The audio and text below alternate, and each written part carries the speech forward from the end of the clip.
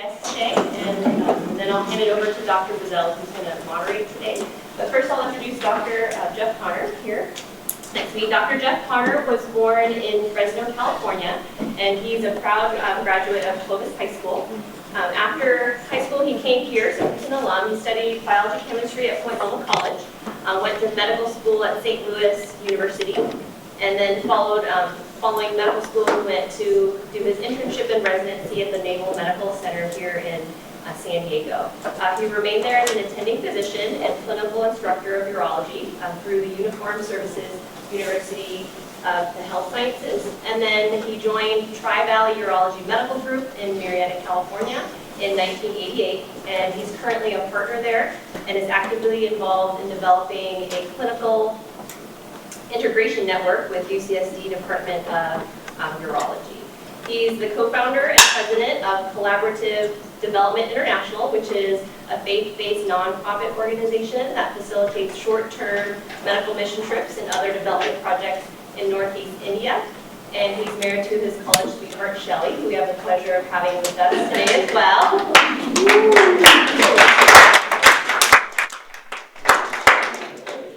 They have 4 adult children, 2 of whom are adopted. 1 is married and 2 are engaged to be married, and their first grandchild is due in October, so they have a whole year ahead. I'll be kind of words for us.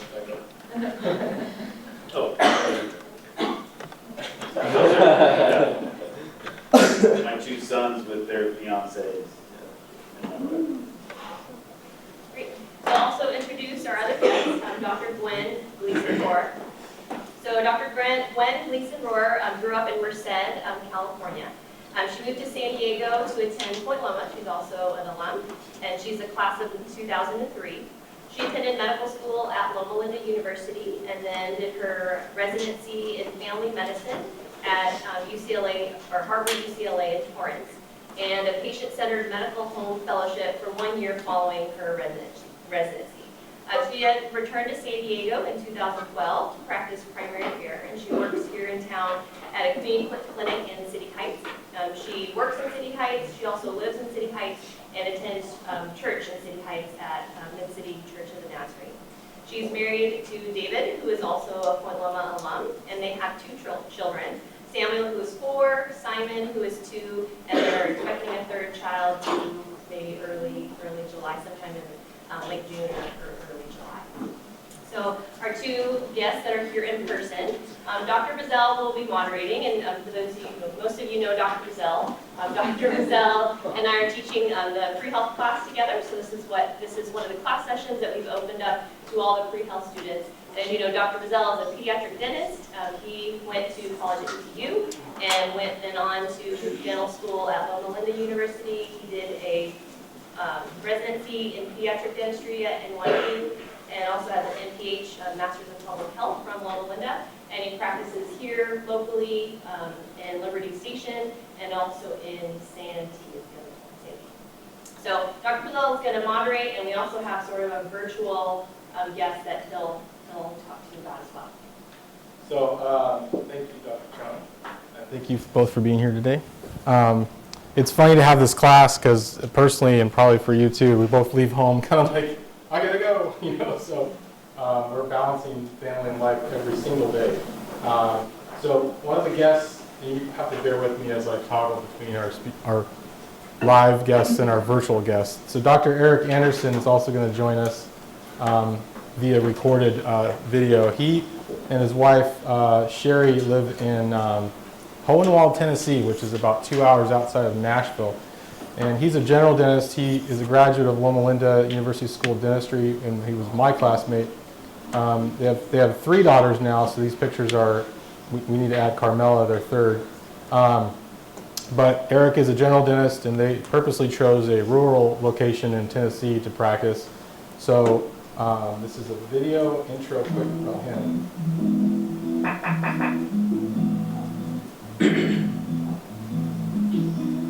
Over here, it's July 18th. We call it Wellness Family Dentistry with a Heart. What we walk into the community is a free little sort of home procedure for patients with million extraction or exam. We also coordinated some health education and health presentation on nutrition. food samples. We have smoothies. We have some nachos and some cashew cheese. I think it's a really great thing what he's doing here today. He really helped me 100%. Really appreciate him doing something for the community, and it's very nice. And we have a lot of volunteers here today. We have some staff. We have some family members of staff. We have some of the dental professionals, some friends in the community. And what we're trying to do is just offer a service back to the community as a thank you. And it's just wonderful to bless other people as God has blessed us. Sorry, the audio solo. Everything's cranked up, so you just have to be quiet. Anyway, can you hear it? Okay? Could you hear the video? I mean, okay, because he's going to answer some of the questions as well, and I don't know, it might be hard to hear him, but anyway. So the first question tonight, and I'll start with Gwen. So for the student that's here tonight, listening to the topic for the first time, and tonight's topic is family, work-life balance, stress, church life, everything. So for the student that's here for the first time, what is the one piece of advice that you would give students as they work toward a career in medicine or dentistry or wherever they're headed? Okay, I think probably my one piece of advice, and at first it might sound a little cliche, but it would be to basically just know why you're doing what you're doing. For me, this was kind of a process. One of maybe the more difficult experiences I had as a pre-med student was, I don't know if they still do this, but the mock med school interviews. Okay, so this was like this dreaded event, and our sophomore year was the first one, and do you students know Dr. Heasley? Okay, anyways, but there were some big bad guys back when I was a student who ran these panels. But anyways, so it was a pretty overwhelming experience, and the feedback I got from them was they sensed that I didn't know what I believed or why I believed it. And, that was a really hard thing to hear. I think a lot of it was that I just didn't know how to articulate what I was believing at that time. But either way, it kind of sent me into some soul searching. And I eventually, in my junior year, ended up changing my major completely from pre-med, from biochem pre-med to sociology. And in that process, I then kept, coming back to questions of health and healthcare, but looking at it from a different perspective, and looking at the inequalities that there are, and realizing that I really was being called to, work in that as a physician. And so, through that whole process, I did eventually come to know, why I was doing what I was doing, and that's what then carried me through. Because I think everyone here, school and residency is a difficult journey, and so having that, strong foundation of why you're doing what you're doing will really help get you through those hard times. The mic is for the camera, in case you're wondering why you can't hear. Same thing here. So before I say anything, I'm going to ask each of you to answer a question I'm going to ask you. I'm speaking to the people probably going into either pre-med, pre-dent, something where you're going to be working with people, or you have some goal or desire for that. And I assume that's most people in this room. So I want you to, the first thing that comes to your mind, or what you'd really, in your heart of hearts, how you would answer this question. I want you to think about the answer and just store it, because later I'm going to ask you what you thought, because I have a point I'd like to make. So the question is, and I want you to answer honestly, is why are you going into what you're going into? So the first thing that comes to your mind, what you think in your heart of hearts, just keep a memory of that, and I'm going to have a point later. The answer to the question, the first question about what my one piece of advice to you would be is, and Gwen's touched on that, but going into healthcare, going into where you're helping others, isn't about you. It's not about me. Now, I wish I would have known that as well as I've learned the hard way later on in life when I was at your age. But that is so true, because what we often, I think, are viewed as Christians, and I answer these questions as a believer, as a follower of Jesus Christ. Not a very good one, but I make an effort every day to do that. Is that we are often faith is sort of added to what we do, or faith is to make us a better person, or our faith journey is somehow equips us just to do things. But in reality, we're doing this for Jesus. For those of you that are believers, that's really the main reason. That should be what we're gifted to do. So our giftedness is not to gratify ourselves and become a better person, or to do, just be a better citizen of society, our giftedness is to glorify God. And anybody know the first statement in the Westminster Catechism of Faith? Anybody? The question is, what is the chief end of man? Have you ever heard that? Anybody know the answer that the Westminster Short Catechism says? The chief end of man is to glorify God and enjoy Him forever.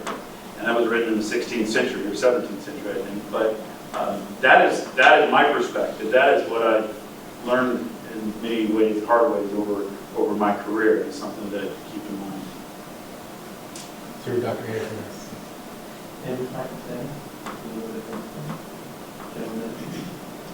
And tonight, or this afternoon, we'll be talking to you about balancing family and your friends. I'd like to thank, first of all, my wife, and also Dr. Gwen, very friend of mine, for you two wonderful speakers. This first question is addressing advice that I give to you.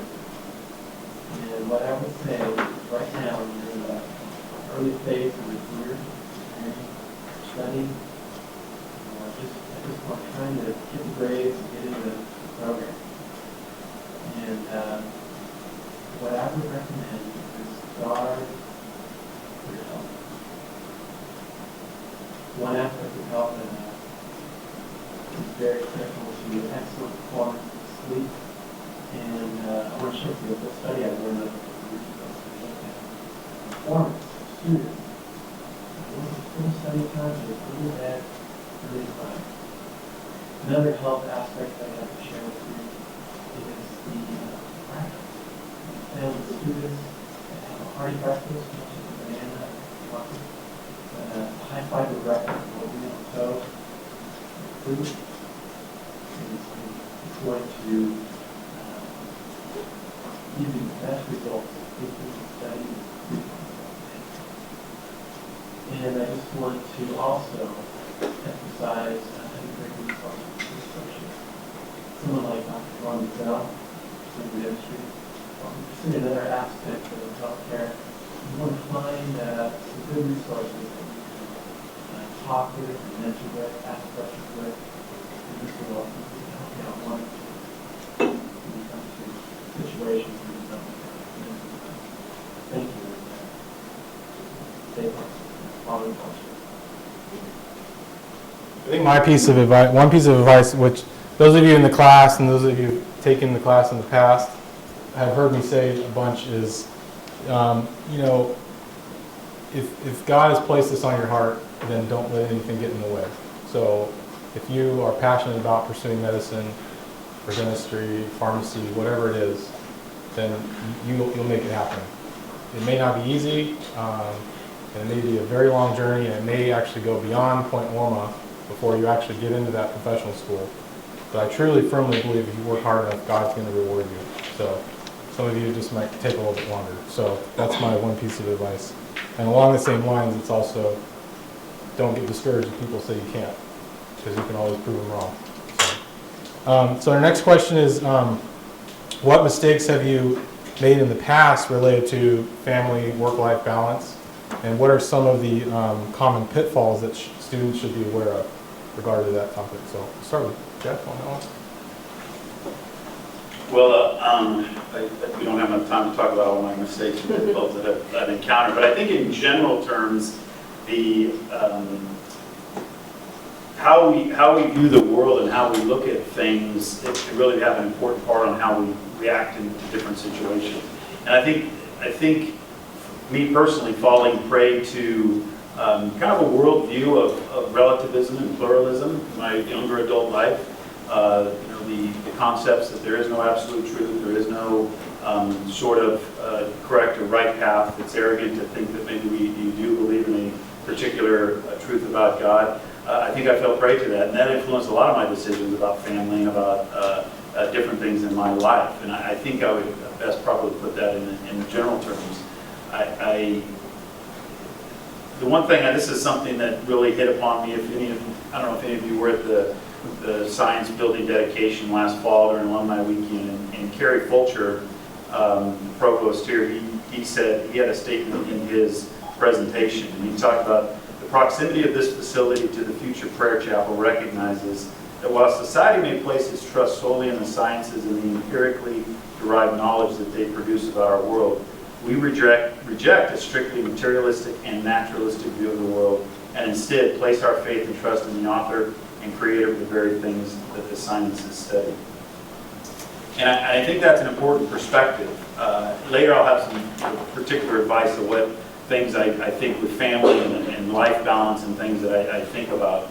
But I think it's at some point our profession in medicine particularly can become so consuming that we think, well, really none of the other stuff in my life matters. This is the most important thing. I have to accomplish what I have to do, and then it can take time away from fellowshipping with others, with your family, and I think I've suffered that a lot in different times in my career, and that would be the one pitfall I want to caution everybody about. I think maybe the thing I struggled with, or the pitfall, was, well, first learning to say no.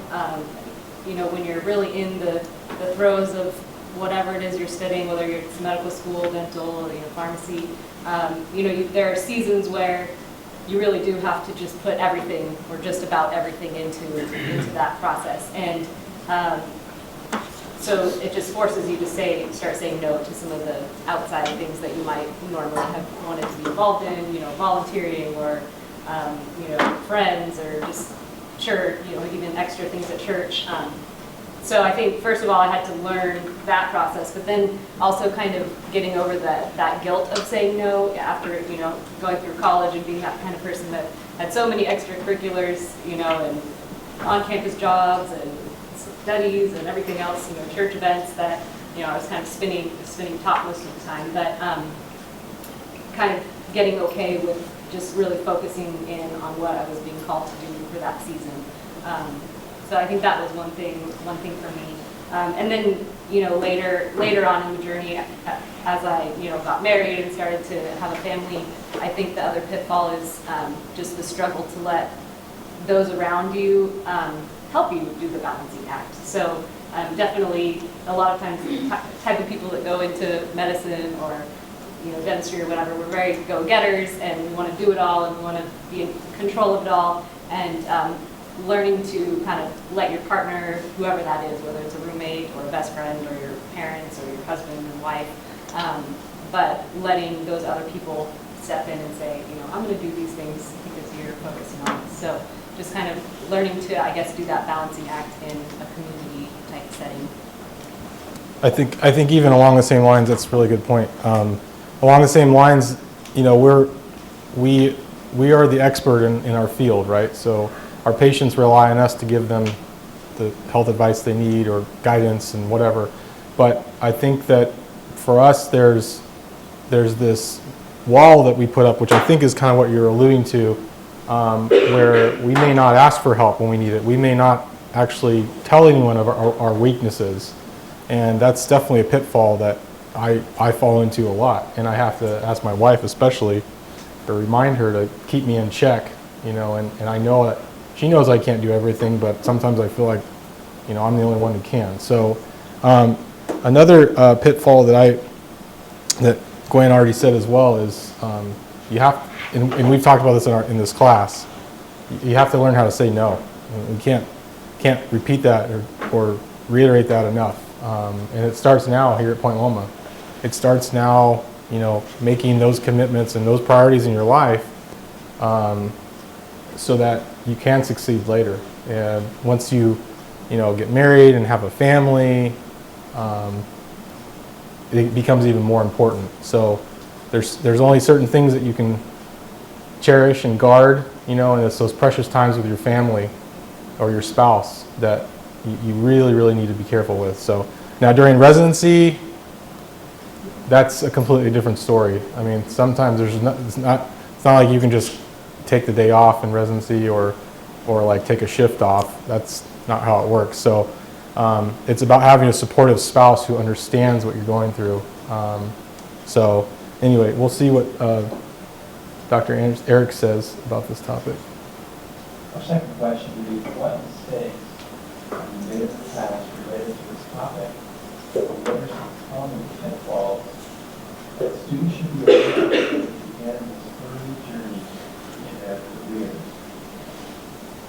to mind is the management of money, debt management. There's a tendency for these healthcare students to go to school with a doctor, dentist, or veterinarian, or any health field, and to kind of adopt or overstepping your financial ability as you live those hard years and then live the life of what doctors should have in their later in their career. My word of encouragement is that it can be temporary. To start off small and to allow your skills, your career to develop, and your finances to follow. But I have seen this around with early grads where they file for So our next question, and I just want to say one thing about Eric's statement about wealth and finances and all that. There's another class that we could add to this semester. It would be would be one of the topics. Personally, I would add personal finance, but we don't have enough time. So, and before I forget, this is probably, I know we say this every week, but this is probably the most important class that we have in this course. And I hopefully you guys recognize that, and hopefully you understand that you may not you may not spend an hour in your life from here to the end of your medical career where you actually are sitting and having a conversation about this. You may not get this in medical school or residency. So it's really important. It's a really important time for you to kind of think and really, really clue into what God's whispering to you about this topic.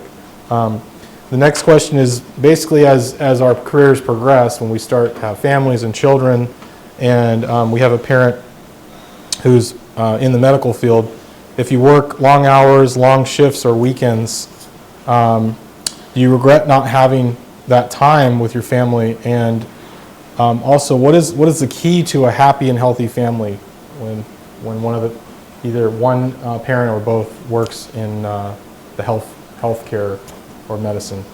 Start with Jeff again. I wrote this down.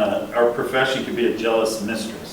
I'm not sure exactly what that means, but it seemed to come to mind. But sometimes it can be so all-consuming, and you just, and as I mentioned this earlier, it can sacrifice sort of what's important in your family life with your spouse, with your children, and sort of justify it, saying, well, really, I'm doing this is kind of a higher calling. My kids don't need to spend time with me. I don't need to work on my marriage. Those things maybe aren't as important. I don't need to be involved in my church.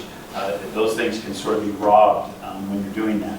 But I think some things that we did, and we just kind of stumbled through it, my wife Shelley and I, is we try to be as flexible and strategic as possible to spend time together, spend time with our kids. When I was a resident at the Naval Hospital here at Balboa in San Diego, we had an in-house call for urologists, which is kind of not necessary, which means you're there for 36 to 40 hours at a time. You're off for 10 to 12 hours, and you go back. So it was pretty brutal. Now residencies have work hour restrictions, so the labor laws have trickled into medicine a little bit, which is perhaps beneficial. But one thing that Shelley would do is bring me dinner with the kids when I would be there at the evening in the hospital, and we slept there at the hospital. And unfortunately, it became so commonplace. My little daughter, my eldest, when she was a toddler, said, "Well, that's Daddy's house." Which is funny, but it's also you're kind of, wow, that's kind of a sobering reminder. But there was always the hope that as time would go on, and things would get better, get a little more productive. But also being flexible. I would have to, depending on different times in my career, I would, when I've been in private practice, make it a priority to get home, so we could all have dinner around the dinner table, do those sort of family things, put the kids to bed, and then my wife tends to fall asleep earlier in the evening than I do. So a lot of times my professional work would be late at night. It would be just something that I would try to work around the family schedule instead of vice versa. And other strategic things is joining, in my case, I joined a practice with some other like-minded doctors whose balance, our philosophy was always kind of work hard and play harder. We would work hard, cover for each other, and our faith, our family time together was such a huge priority that we protected each other's time. And that's an important thing. And another important thing that everybody will be faced with is which type of specialty to go into, or what kind of practice setting that will give you that proper balance of family life and professional life. And the one thing that was my 23-year-old son, and this was kind of a blessing, he just gave me this last week. We were talking at dinner with he and his fiance, and we were chatting. He goes, Dad, I don't remember that you weren't home a lot when I was little. And you don't know how encouraging that was, because I really worked hard to be at home as much as I could, be present for my kids. And then to hear that, it was so encouraging, because I know I wasn't home as much as some dads, but it was nice to get that affirmation. So I think my main point I would make in terms of the key to a happy, healthy, balanced family life is just starting off with a good partner. And that's kind of woven through your answer too, Jeff. But just having a partner with a shared vision, shared goal, and understanding of what your vision is and what your job or vocation may require of you. And then, that's the starting point, of course, but then beyond that, it's the constant communication and reassessment. So just kind of every season of life, however, every few months or year, kind of depending how things go, sitting down and saying, okay, is this balance working for you? Is it working for me? Let's actually talk about this, because you can kind of get into patterns and then what's not working for one person, but you never really take the time to assess that. So I think it's just, constantly having that dialogue of, are we in balance? Is this balance that we have working for everybody? And then I think another key is kind of also, Jeff touched on, just kind of as much as you can, working your schedule to kind of meet the needs of what I would say is the most vulnerable person in the family, right? So when you have I'm in that stage of life where I have young kids, so my kids, their schedule, their needs come first, and so I'm fortunate that I don't do after hours or hospital type work currently. I just do outpatient. So at 5, I'm basically free. There's always paperwork and messages and refills and things that, records to review. But with electronic health records, I can go home at 5, be with my kids, put them to bed, and then, like you said, get back on the computer at 8:30 and finish my notes or whatever it is that I have to do. So, kind of finding those ways that you can be flexible and have some control over your schedule. Yeah, I think, I kind of joke or laugh when I think of my answer to this, and my answer to the key to a happy and healthy family in medicine is to go into dentistry. But part of what Gwen just said is, she's in an outpatient setting similar to like me, so, it's very consistent, and, I don't have call. I mean, I have call, but we don't get called. I don't really work weekends, and I think, one of the trickiest things for Mandy and I has actually been I'm now in the Navy Reserves, so that's been actually the hardest, because I'm gone Saturday and Sunday. So at least I do that locally, and I'm home, by 4:30 on the weekend, like Saturday and Sunday. But that's been the hardest, because she's home with our 2-year-old, and it can get overwhelming. So, but it's all about, being very diligent about carving that time out. And if it's family time, and or it's time, one-on-one time with your spouse, you have to honor that.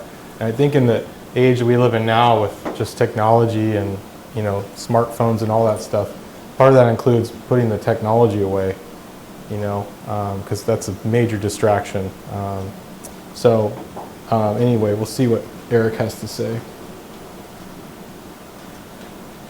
Okay, there's a question here, and it's asking, what is the key to a happy family with a parent who is in the medical field? And in this situation, I'm a full-time dentist, my wife stays at home, and we plan to homeschool our children. I have 2 girls and 1 on the way. And what comes to mind when I read this question is my wife and I decided a couple years ago that we would have a morning and evening worship every day. And that would be a time to come together as a family, to pray together, to read a Bible verse or 2 together, talk about his meaning. I think a principle to a 2-year-old or a 4-year-old. just sing and then close with prayer. We'll end with my hugs. And that's something that my daughter, my wife, and I we just know to be there. We keep this in every day. And another thing I'd like to share with you has been a wonderful blessing, and that is to answer the second part of the question. If you work long hours, long shifts, you're going to bring everything that time to spend with your family. That does happen there. Long hours, just those weekend shifts, but I think we're working through the weekend. And that is that we have a day of rest. We're Seventh-day Adventists, we worship on the Sabbath. And we also look at that time and connect with one another and with God. And it's been a wonderful, wonderful opportunity to spend time with your family and my girls. My wife just know that's the time that can always happen to me. For occasion, there's a death emergency, and I would gladly go in to take care of that.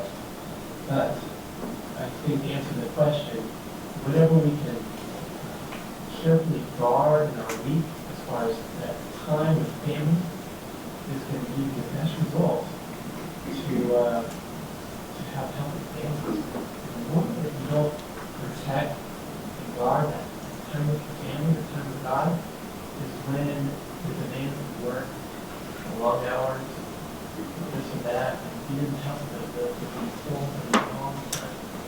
You got to carefully guard that special time and make it priority. Hopefully we don't sound like a broken record, but I know that Gwen and I both went to Loma Linda. Did you go there? No. And Erik went to Loma Linda for dental school, like I mentioned before. And I think in the Seventh-day Adventist religion, one of the things that they definitely have right is having the Sabbath. And they you know, the Adventists who are dedicated, it's Friday sundown to Saturday sundown, and it's, you know, family time, time in the Word, worship, and that's it, you know. So I think there's something to be said for that, to have a day where you truly, you know, are putting away all the distractions in the world. Personally, going to school there was pretty amazing, because like they would actually like kick you out of the school by 3 p.m. on Friday, so you had to leave even if you had work to do. So, and you couldn't get back in until sundown the next day. So, and I didn't grow up in an Adventist background, so that was interesting to learn that. So I'm glad Erik brought that up. So our next, do any of you have any questions? If you do, please don't hesitate to interrupt. If there's anything, so the next question is, what would you change anything right now when discussing family balance, church life, and or stress? I'll start on that one.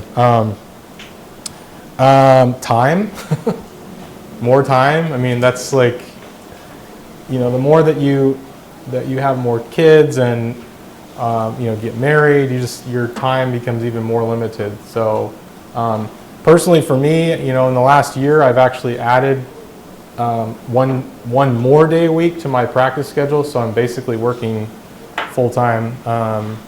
So including the Navy stuff. So it's been really, really challenging for me this last year. So I don't know what the answer is. I always want to like get up really early and go for a run and exercise, but I'm just not a morning person. And you know, it's like, what's that? Daylight savings. Daylight savings, yeah. So anyway, but I am very conscious about, you know, not wasting time every day. And I try to, you know, get as much as I can accomplished, including family time. So that's the only thing I would love right now, is just more time, especially to go exercise. But anyway. I guess, yeah, maybe something similar, just, or more specifically, having just more time for myself. I think, you know, I tend to, as a mom, the time goes to my job, my family, my kids. So I sometimes look back on my college days and think about just the kind of self-reflection I would do, or just sitting in a coffee shop journaling. Or, I mean, I don't even know if I can journal anymore. And so, you know, just some things like that, just those kind of slow down points in life don't seem to happen as much anymore. But I think overall I actually feel in some kind of paradoxical way, more balance since having kids, and maybe just because they've become my excuse to say no to a lot of other things, where, in the past I would have felt guilty to say no to one more church event or one more, responsibility at work or whatever. Now it's like, no, I go home at 5 because I have, my kids come first. And so in some ways the mom guilt has outweighed all the other guilt, so I guess it's like the guilt balance. But so in some ways I think I have more of a balance than I've ever had in my life, so that feels good. It's been a little busy, maybe kind of what you're saying, Jordan, but the past few months I've taken on some extra shifts at work, again, feeling guilty for having maternity leave coming up. But so, trying to help out extra and kind of feeling that extra strain. But it's, again, always this kind of flux and keeping that open dialogue and reassessing and trying to get the balance back anywhere you can. I just want, as a new parent, well, young parent as well, I would just piggyback on that. If you say no enough, people are going to stop asking. So I've actually noticed that requests for me have like dropped because they already know the answer. So anyway, You guys must have read my notes, because I think where I'm actually on my career path at a pretty good trajectory. But about 5 to 10 years ago, I didn't know the word no. And I jumped into all kinds of endeavors, and I not only had my full-time practice, which was very busy, but I was involved in a startup hospital in the Murrieta area that later joined with Loma Linda Murrieta, or Loma Linda University became Loma Linda Murrieta. I was on the governing board. I was the first chief of staff for that, kind of the chief physician for that whole hospital, plus my practice. And then I was on the alumni board here at Point Loma, and I had all these hats, and I'm kind of going, what am I doing? I'm doing nothing well. None of those avenues, and of course my kids were older. I had 2 of them were already out of the home, and so maybe they needed less attention than smaller kids. But my wife and the boys that were at home were suffering from my absence, and it was kind of taking its toll on me. And I tell people I had to learn a new word, and that's no, or no thank you at least. And that's sometimes creating that margin to protect. Okay, what's really important? What am I going to focus on? Do few things, do them well, versus trying to do as much as possible. And that was a lesson I learned much later in my life. My wife's over there smiling and nodding her head. I would certainly reiterate what I said. And it seems like, was there some other thought I had? I think I was going to follow up on kind of maybe the last question. I made a note, there is no such thing as a perfect balance. I mean, I think you think, well, I am the most terrible person for following through with stuff. There's probably, I don't know how many times in my life as a father, we're going to do devotionals every morning and night or dinner time, and that doesn't last long. I just don't follow through with that consistency. And but I think living a lifestyle that's consistent, and having a firm faith and making Jesus part of the center part of your family, at least an effort to do that. It may not look formal, it may not be programmed, because you do have things will get busy, and things aren't going to always follow through quite like that you have mapped out. And I think trying to be consistent in everything that you do is very important. See what Erik has to say. Okay, our next question is, would you change anything right now to assess family balance, church life, and/or stress? I think a big stress amongst many healthcare professionals is the feedback on the second question about that answer, where within a certain lifestyle, you find that you have to work so much to keep it. And where we are at right now with my family, my wife and Gwen, is that we are grateful in ways to spend as much time as possible with family. Now, I love dentistry. I will always want to be a dentist. I can need to see myself practicing dentistry at 7. But right now we're 4 days a week, actually 5 days a week. That's so good. We're looking at 4, and eventually 3. And I would like to change that because relationships are the most important thing. And the relationship with God, family, friends, something like that. And I think initially, when you're in school and you're first out, you might be distracted from that a little bit. But as time goes on, you're going to see that the most important is right connection, so I would encourage you to go back and all that second question. Keep things simple. Start off with clear, small, manageable, time period. Take time off and do that with priorities.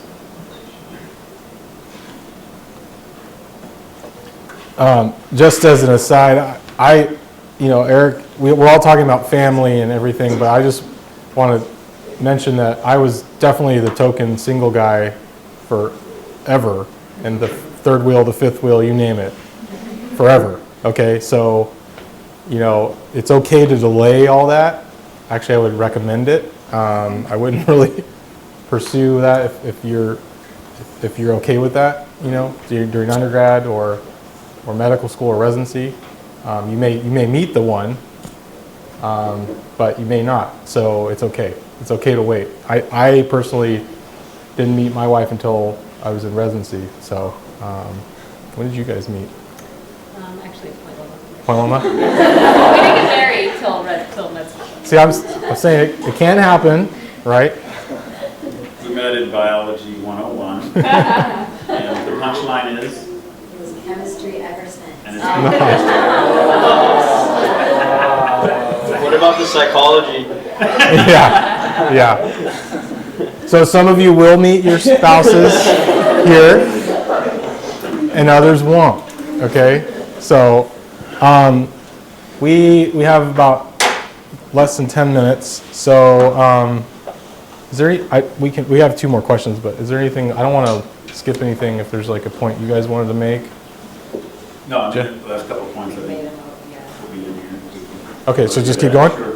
Okay, so we've covered this a little bit, but next question is basically talking about how has family work-life balance changed at different points in your career, and whether you were in training, medical school, internship, residency, and then how has it changed, being single, married, young children, or older children? So I was just thinking a few minutes ago, I was thinking we're talking perhaps people that don't know anything about physicians or dentists or been in a family with a doctor or dentist or anything. So there is hope, and it's good. I mean, it's good. The career path is awesome. It is a challenge. There's lots of ups and downs, but you can't have work balance. I did, when I was in high school, dated a girl whose father was a surgeon. They were actually missionaries and came back, but her father was so busy in his career. When I told her that I was thinking about going into medicine, she cried and broke down and said, "Don't do it." And I was so intimidated by that. I always thought it's going to be miserable. It's going to be so difficult. And it is a challenge, but I was encouraged because there can be fruitful, productive life where you can be balanced and have a good life and have a career in medicine. I think the old school way, a generation or 2 ago, is once you became a physician, that was your life. Your family was an afterthought, maybe church. That was sort of, all that got sacrificed. A lot of doctors would work ridiculous hours doing private practice. So things are changing, and I think changing in a positive way in that regard. The thought I had, it said, how does things change as you go through your profession? The thought I was thinking about is, increasingly you go from being very, very focused on all of your accomplishments and what you're doing, because all right now it's about your grades, what your MCAT score is going to be, how good of a person you can be on paper, so when you get interviewed, you get into your professional school, oh, look how well-rounded I am, I'm just wonderful. And that, it all becomes really, it's becoming all about you to get into a profession where you're supposed to really focus on others. And that changes as time goes on, and then your responsibility increases, because your first couple of years of medical school typically are a lot of didactic, a lot of learning information, and then you get to the clinical years, and then you actually start touching people more, and you start diagnosing and treating, and then your responsibilities increase when you go to internship and residency. And then once you're out, and you're out on your own, then everything's your responsibility. It's all about others. It's all about what you treat, how you treat other people. The thing I want to ask you now, this is a rhetorical question I want you to think about. I asked you that question at the beginning of our session. I want you to now answer this question. If you were to say that medicine, and I'll talk specifically about medicine, is primarily a moral endeavor or a technical endeavor? I didn't say exclusively, but primarily a moral endeavor or a technical endeavor? And I want you to think about your immediate response, because I think in our culture, most people say, well, it's technical. You got to be knowledgeable, you got to be a good diagnostician, you got to know all the treatments, you got to be a great surgeon. But I think it's different than that. I've been influenced by this in the past. I think it's a moral endeavor. I think what we do for others is truly moral. So when you go back to your question that I had you answer at the beginning of the class, I would venture to say when I polled you, most of you would say you're doing this because you care for people, you want to help others, you want to do something compassionate, something to help humanity, if you will. I'd be willing to bet we'd have a pretty high correlation to that in this class. And that's is not going to be taught in most medical schools. They're going to teach you that you keep your faith out of your medical training. That's not important. That is a divergent worldview. And I think that's a real fallacy and a pitfall that you can fall into. The world's view that faith is sort of something totally separate from the material world. They don't intertwine, and I don't believe that, and I don't think that's the way the world works. But it can be a challenge, because you'll hear people say, well, keep your religion and your faith out of the exam room of the patient, claiming that that's the right worldview and you shouldn't have the worldviews, essentially. The problem is that's a self-defeating proposition, because that person that makes that statement, keep your faith out of the exam room, is in fact making a worldview statement of what they believe. They're actually defeating their own belief. And you will have to really keep focused on that, because if you go to a secular medical school or training, you're not going to hear that kind of talk. It's going to be unpopular. It's not how a lot of the world thinks, because they really have bought into this dualism, that there's a material world, and there's either no spiritual world, or it doesn't matter, or it doesn't really have an influence on how we view reality. And that's probably the one thing I would like to, the big point I'd like to make tonight as you look forward to career paths. Well, that's a tough answer to follow, but I think I've probably kind of already mostly said my answer to this question. Obviously the different stages of training, the details of balance are different, right? So medical school and residency, yes, you're mostly focusing, and the balance is learning how to say no to those outside things. And then, once where I am now, having, married and having kids, the balance is spending enough time with my kids and meeting all of their needs. But I think kind of maybe the overarching theme that is the same through all of the stages is, and maybe this would be one of my other pieces of advice that I didn't mention in the first question, but is to constantly keep in mind what inspires and refreshes you, and somehow make a habit, no matter how small or intermittent, but a routine of coming back to that thing. And so I think that's kind of similar to what you were trying to communicate there too, just that it has to be, you have to know, again, why you're doing what you're doing. And it has to be that vocation piece, not just that technical, I'm here because I know all this stuff, but you have to be there for your patients, for the people you work with. And and then also, but again, also keeping in touch with those parts of you that are outside of your profession or your vocation, and just constantly coming back to that. So your faith, your family, your hobbies, the things that keep you healthy and happy. So finding a way to work those in so that you're just staying grounded. Yeah, I think, as you progress in your studies and your career, one of the keys to maintaining a balance is all about perspective. So it's how you encounter and react to those difficult times, challenging times, that really is going to form who you are as a healthcare professional. So, you're going to have hard times in medical school, dental school, long nights, no sleep, things like that. But it's all how you look at that and view that. And if you understand that it's all temporary and it's towards the your final goal, you'll get through it. You just have to take it one day at a time. And I think as Christians, we have the luxury that we ultimately have our faith. And, in dental school, for me, that's literally, there were times where that's all I had. That is all I had, because it was so tough. And, you just get broken down to the core of who you are, and you lean back on your Heavenly Father. And I think that's awesome. And the people, that don't have a faith background, I just wonder kind of what centers them and what helps keep their perspective. And another thing with balance, and I said this earlier, and I'm not doing a good job of it right now, but balance for me was exercise, running. So I ran marathons and I did all that throughout undergrad and dental school. So that's important. That was a very, very deliberate thing that I learned in dental school. I was just a habit I was doing in undergrad, but in dental school I recognized that I actually needed that time to get away and just clear my head.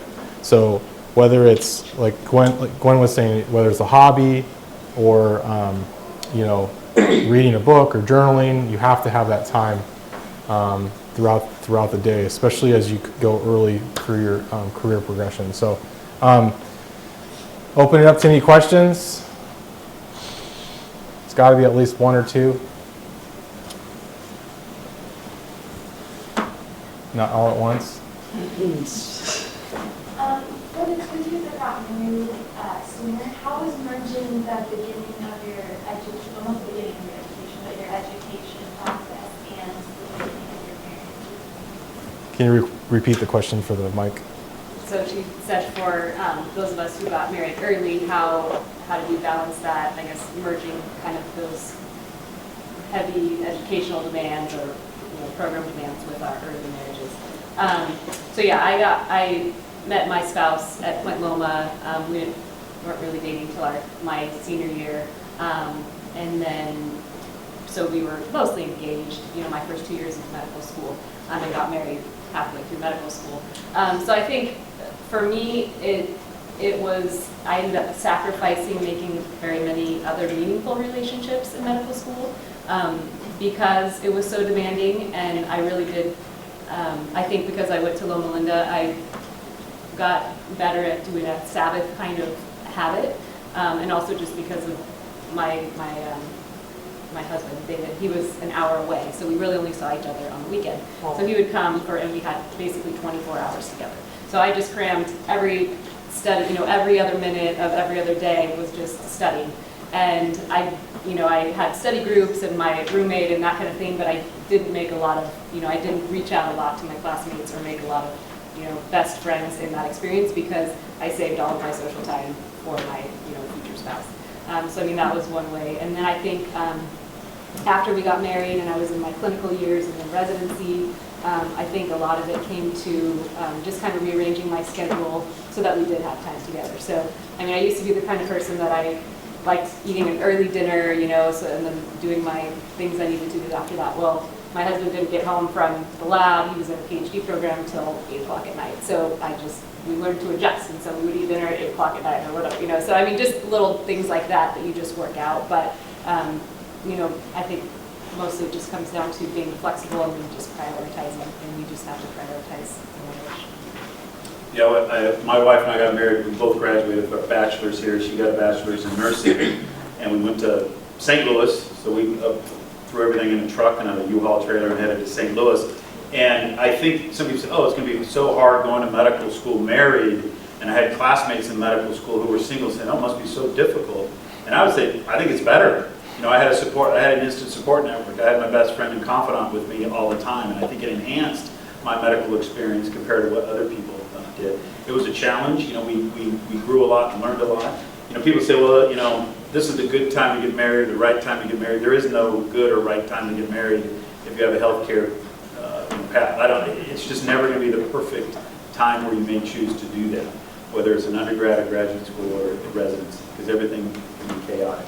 I think my wife Shelley and I were talking about how, in our case, it's been helpful to have somebody in healthcare to talk to about different issues as they go up and deal with the struggles we deal with, because they can understand what's going on. But also, I know there's going to be situations where you have spouses that aren't in healthcare; they're in different professions, and I think that's a positive thing too. We actually would seek out friendships for people that were completely outside of healthcare. It was refreshing. People at our church, our friends, they had no idea what we did, and you could go and you could kind of escape, if you will, or you get different perspective. You learn kind of what's important in life, and you say, oh yeah, life does exist outside the four walls of a hospital, and there are real people out there. They're not just diagnoses and things like that. So that actually enhances, I think, that was going to be one of the things I was going to mention, is to engage in relationships outside science and or healthcare or your health profession. Any other questions? Did either of you have children when you were in medical school? No, I did not. My first child, I had my third year of residency. So I had some colleagues who were in medical school, so it's possible. I mean, having children is another one of those things, like, there's never really a good time to do it. So, I mean, you just, when it happens, you just make it work. Yeah, our first child was born, I think, between my internship and I did 2 years as a general medical officer when I was in the Navy. So that was kind of a more nice 9-to-5 job, except when I went out to sea for 7 months. But anyway, that's a different story. But that was a little more sane, normal schedule. I do know a lot of classmates that had kids in medical school, but they had a good support network, they had income, those kind of things that maybe would help. And for us, it was just a choice that had to be a little bit later. But again, like we talked, there's no ideal time where it's going to be perfect. Internship and residency is very time-consuming and demanding. I mean, it's not like medical school is the most time-consuming, and then once you get to internship residency, it's just like a job.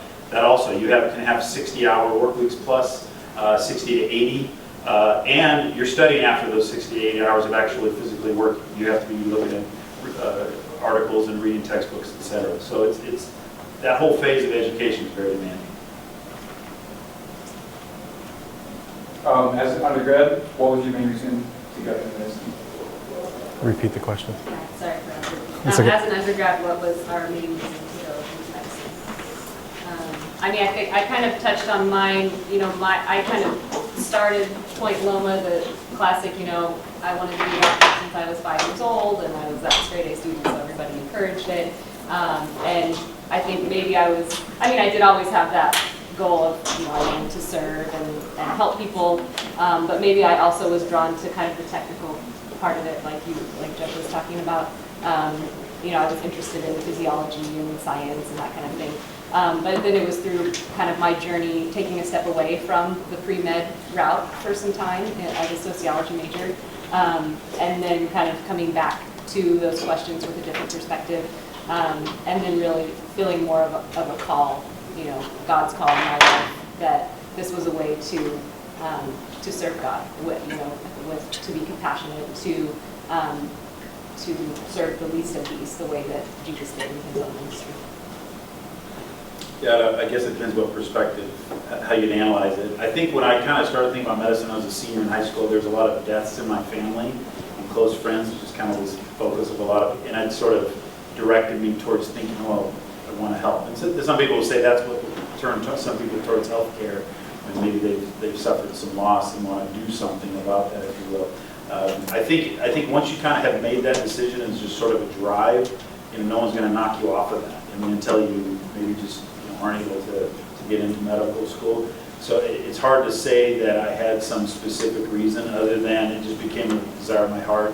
I think, when I filled out my med school application, my first statement, I still remember something like, my desire is to serve mankind or to serve others, something to that effect. And I thought, boy, that's just idealistic. That's kind of silly.